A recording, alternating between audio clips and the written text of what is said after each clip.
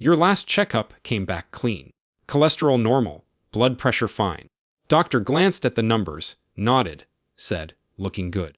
See you next year. And you walked out feeling like you'd done your part. But I need you to hear something that your doctor likely never said in that room. My name is Dr. Kevin Owali. I am a cardiothoracic surgeon with over 20 years of experience. I have operated on thousands of hearts, and I can tell you from inside an operating room, not from a textbook, that some of the most catastrophic arterial damage I have ever witnessed was sitting inside patients with completely normal cholesterol numbers. Completely normal. And here is the other side of that coin that almost nobody talks about. Some patients with what most cardiologists would call dangerously elevated LDL, their arteries were clean, healthy walls, minimal plaque.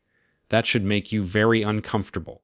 Because if the number we've been chasing for 50 years isn't the real villain, then what is actually destroying your heart? That answer follows a chain of dominoes that most physicians never fully trace. And by the end of this video, you will understand your cardiovascular risk in a way that changes every conversation you have with the doctor from this point forward. There is one test, one number that is more predictive of your heart attack risk than your LDL will ever be. Most of you have never had it checked. We'll get there.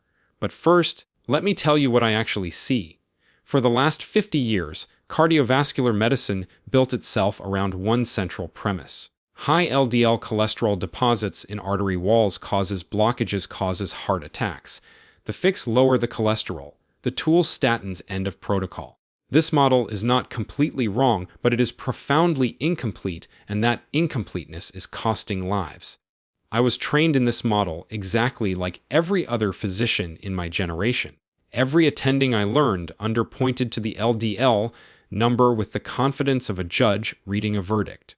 Then, I started operating, and the picture inside patient's chest did not match the tidy story I had been taught. I have opened the chest of a man 61 years old whose LDL had been controlled on statins for 12 years, held beautifully around 70 mmHg per deciliter, textbook perfect, and found coronary arteries so severely narrowed with calcified plaque that the surgical challenge was significant. Decades of damage visible right in front of me from a patient who by his cholesterol numbers should have been at low risk, and I have operated on patients with LDL above 200, patients whose cardiologist was alarmed and had prescribed statins they hadn't yet started, and found arterial walls that were notably healthier than I would expect for their age. I am not telling you to ignore your cholesterol. That would be irresponsible, and I won't do it. What I am telling you is that a number on a lab result is not a diagnosis. It is a fragment of a sentence, and if you stop reading after the first fragment, you will misunderstand the entire story. So what is the full story? The answer begins with two biological processes that most standard 15-minute primary care appointments barely touch: chronic inflammation and insulin resistance. These are not buzzwords. These are the mechanisms I observe actively destroying arterial tissue every single week on my operating table. Here is what actually happens at the level of the artery wall. The endothelium, the inner lining of your blood vessels, is extraordinarily thin. One cell thick in places, a living dynamic barrier that is fragile in a very specific way. When it is repeatedly exposed to blood sugar spikes, to elevated insulin, to oxidized fats, it becomes inflamed. It develops microscopic cracks. Damage accumulates invisibly over years. And here is the insight that I believe completely reframes the cholesterol conversation. LDL cholesterol does not initiate arterial damage. LDL responds to it. When the endothelium is damaged, LDL particles, which are primarily transport vehicles for fat-soluble nutrients, migrate into the vessel wall to assist in the repair process. They are part of the body's healing response. The plaque that builds up over decades is not cholesterol randomly depositing. It is a chronic repair process that never fully resolves because the damage never stops. The repair crew isn't the problem. The fire that keeps burning is the problem. And what keeps that fire burning? That is the first domino.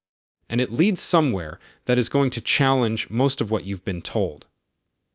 But before we get there, I need to share a case that changed the way I practice medicine, because sometimes a patient teaches you more in 30 seconds than a journal article does in 30 pages. His name was Marcus, 53 years old, active, ran 3 to 4 miles 4 times a week, conscientious about his diet in the way that anyone who follows mainstream health advice is conscientious. Low saturated fat, whole grains, the vegetable oils that had been marketed as heart healthy for decades. He did exactly what he was told. His LDL was 114, completely unremarkable. He came to me for a triple bypass. When I opened him up, his coronary arteries told an entirely different story. Significant calcification, severe narrowing in multiple vessels, the kind of damage that takes years of sustained metabolic injury to produce. After surgery, I ordered a metabolic panel that goes beyond the standard lipid profile. His fasting insulin, a test that had never been ordered in 15 years of routine checkups, not once, was 41. Normal fasting insulin is under 10. His was more than 4 times that. His triglycerides were 267. His HDL, the so-called good cholesterol, was 33, critically low. Marcus was not a high cholesterol patient. Marcus was a patient with severe progressive metabolic dysfunction that had been completely invisible inside a normal LDL number for 15 years. So, let me ask you something directly, and I want you to actually pause and think about this, not just let it pass. When did you last check your fasting insulin, not your blood glucose? Fasting insulin, the hormone that manages glucose, regulates fat storage, and drives chronic inflammation when it stays elevated for years. If you have never seen that number on a lab report, you are not alone. The vast majority of people watching this right now have never seen it because a standard lipid panel does not include it, because it is not part of the routine cardiovascular screening protocol that has dominated medicine for half a century. Which means the single most predictive metabolic marker for heart disease risk is being systematically excluded from the standard checklist. Here is the domino chain I need you to understand. The modern Western diet, high in refined carbohydrates, ultra-processed foods, industrial seed oils, produces chronic repeated blood sugar spikes. Every spike demands an insulin response. Years of repeated excessive insulin demand leads to cells becoming insulin resistant. The pancreas compensates by producing more insulin. Chronically elevated insulin is pro-inflammatory. That inflammation attacks the endothelium. Damaged endothelium triggers the repair response involving LDL. Repeated repair year after year, decade after decade deals plague. That is the chain. And for most people eating a standard Western diet, the first domino falls multiple times per day. So you thought the problem was the red meat. You thought the problem was the saturated fat, and for 50 years, that is what we told you. But the arteries I see in my operating room don't know what a rabbi looks like. They do know what 40 years of blood sugar dysregulation looks like. Now, and this matters, even if you've absorbed everything I just said and you're thinking, okay, I'll cut out the processed food, eat cleaner, that may not be enough on its own. Because by the time metabolic dysfunction is established, something has shifted that makes simple dietary willpower far harder than it should be. Insulin resistance, once established, is a self-reinforcing cycle. When your cells stop responding to insulin properly, glucose remains elevated in the bloodstream. The pancreas produces more insulin to compensate. More insulin means more fat storage, more inflammation, and paradoxically more hunger and carbohydrate craving, because insulin resistance in the brain also disrupts satiety signaling. The system that should tell you to stop eating is broken. This is not a discipline problem. This is a biological feedback loop that the standard medical response, eat less, exercise more, here's a statin, fundamentally fails to address. And here is the conventional medicine approach that I find hardest to defend from what I have personally observed. The primary treatment for elevated cardiovascular risk in the current standard of care is statin therapy to lower LDL. Statins are effective at lowering LDL. I am not disputing the pharmacology, but here is what statins do not do. Statins do not lower fasting insulin.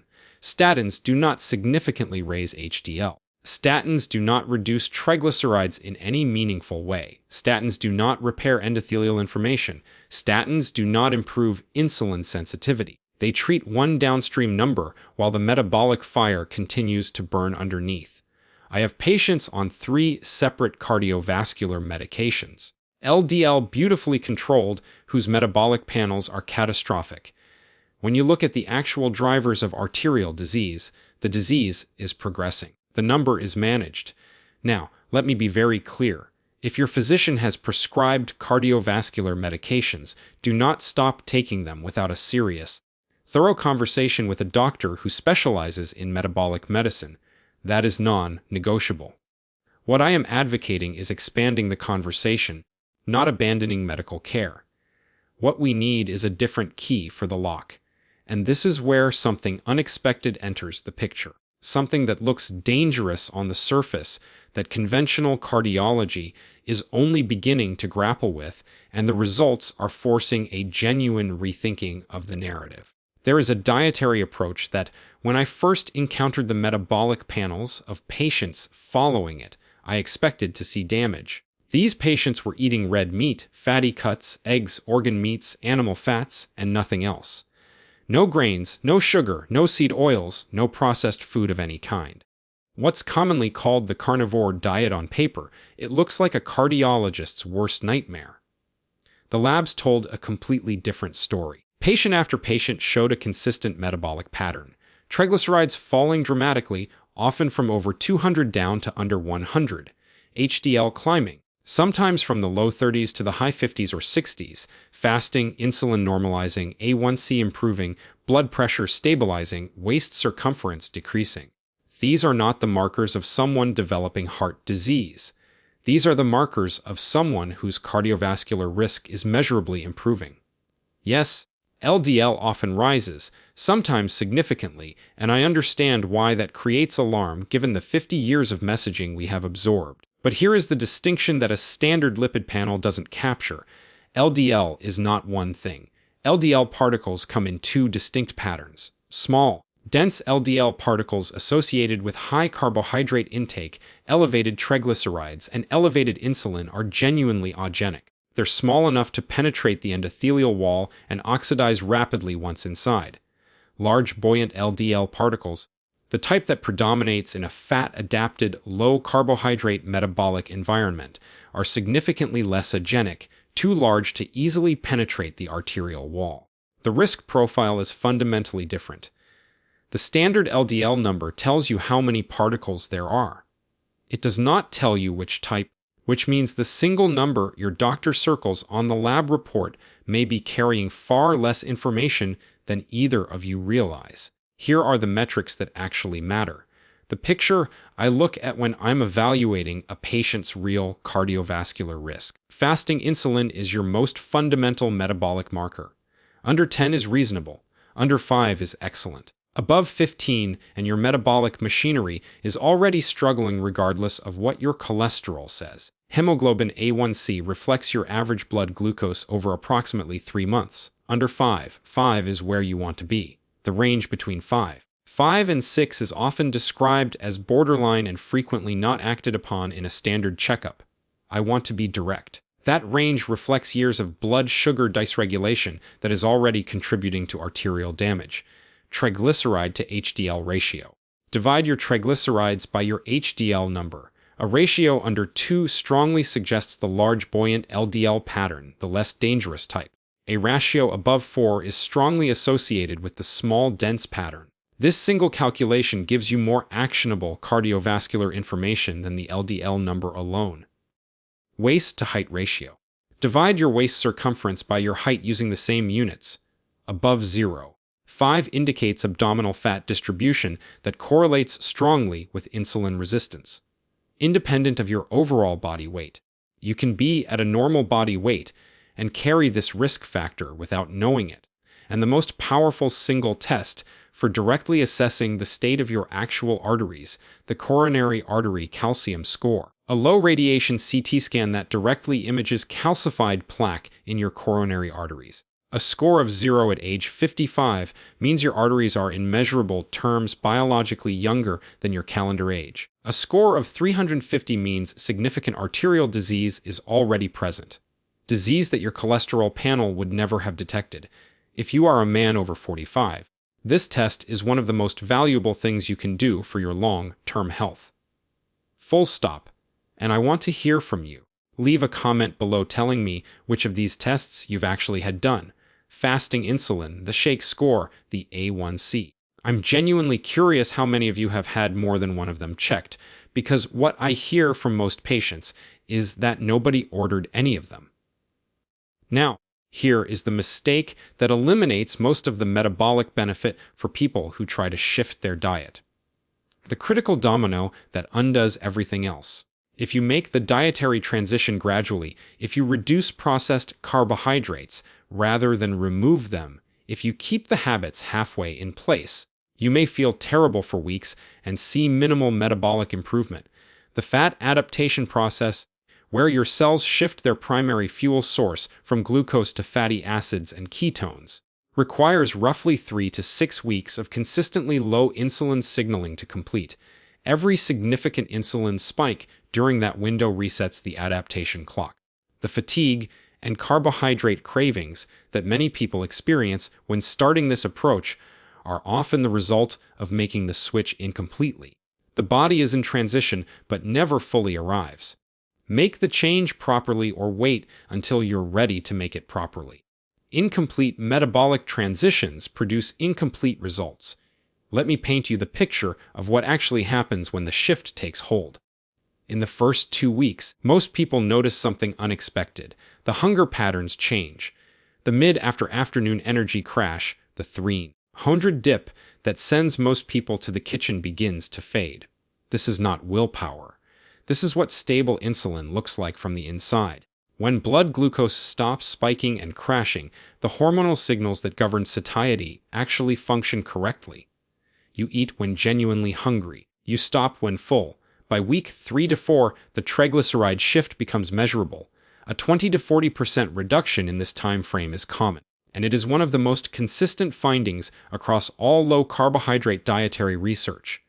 By week 6 to 8, many patients see blood pressure improvement, not because of reduced sodium, but because chronically elevated insulin causes the kidneys to retain sodium and fluid.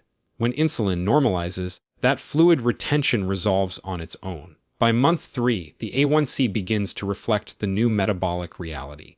And for some patients, the ones who stay consistent, fasting insulin reaches genuinely healthy territory for the first time in years, sometimes decades.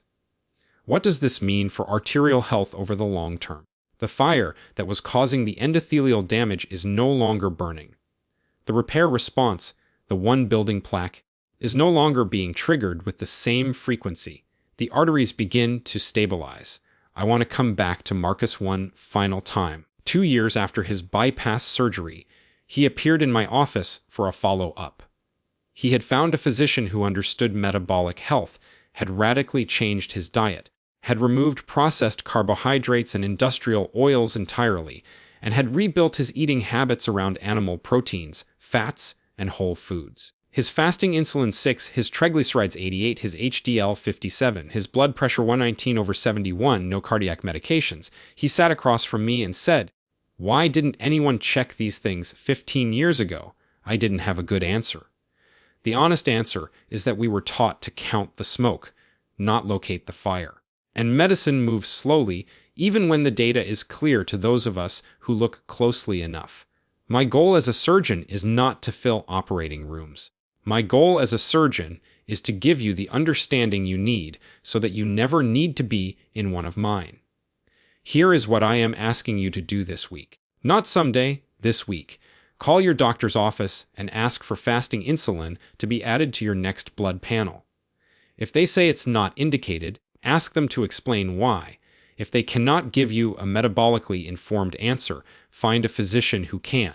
You are entitled to a doctor who looks at the whole picture, not just one number on a standard checklist. If what you've heard today has shifted how you think about your cardiovascular risk, about what cholesterol actually means, about what really drives arterial disease, about the gap between what's routine and what's predictive. Share this video with someone you care about.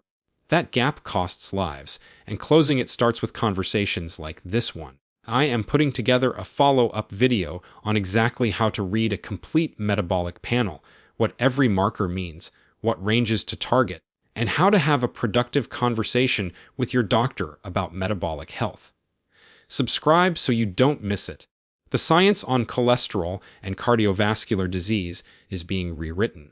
Not without resistance, and not as quickly as it should be, but the evidence is clear to those willing to look past 50 years of a single number. You deserve to know what I see from my side of the operating